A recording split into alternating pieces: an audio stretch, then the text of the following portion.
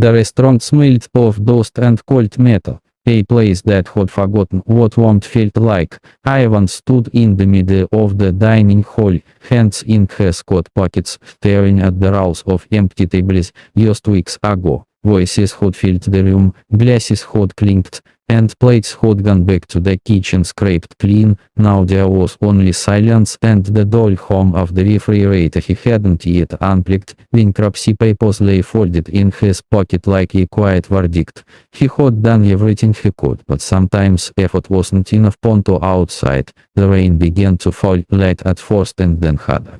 Tapping against the windows like impatient fingers, Ivan locked the front door and pulled the shutters halfway down, preparing to leave for his small rented room across town. As he stepped into the alley beside the restaurant, he noticed movement near the dumpsters. A man sat crouched under a tan plastic seat, holding a small gory close to his chest. Her shoes were soaked, and her hair clung to her face. The man's eyes lifted cautiously, expecting reaction before Ivan had even spoken. Ponto Ivan hesitated.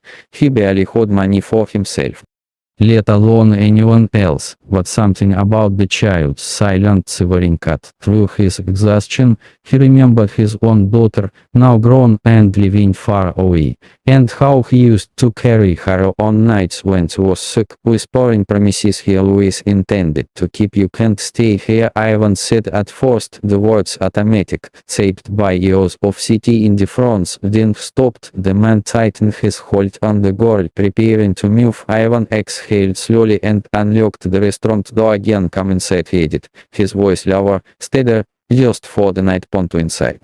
The restaurant felt even lighter with the three of them. The man introduced himself as Maxim, his voice rough but polite, and the girl Katia, who peeked shyly from behind her father's coat. Ivan found old blankets from story and spread them near the kitchen where it was warmer. He made tea using the last of the gas and watched Katia's hands slowly stopped trembling around the cup. Ponto they didn't take much, words felt unnecessary. As the rain continued outside, Ivan sat at a nearby table, realizing that despite everything he had lost, the empty space around him suddenly felt purposeful again. For the first time in weeks, he didn't feel completely defeated. He felt needed.